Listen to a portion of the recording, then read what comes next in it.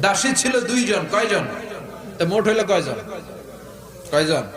আমরা একজনের জ্বালায় অস্থির, জীবন দিয়া ফেলাম, মইরা যাবো, এরকম অস্থির কথা আমরা বলি, ঠিক কিনা? বিশ্বনবীর স্ত্রী ছিল 11 জন, দাসী ছিল দুইজন। মোট কয়জন? প্রথম বউ হচ্ছে খাদিজা, খাদিজা বিনতে খুয়াইলিদ, এক নাম্বার, ঠিক কিনা?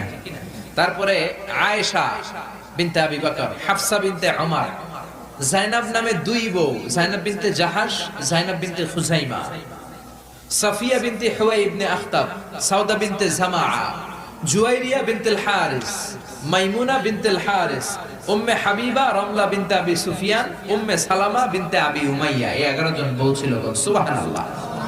দুইজন দাসী ছিল, একজনের নাম রাইহানা বিনতে যায়েদ আন-নাদারিয়া, আরেকজনের নাম মারিয়া বিনতে শামউন আল-কিবতিয়া। চিল্লায় পড়েন আল্লাহু আকবার। অনেক ইহুদি খ্রিস্টান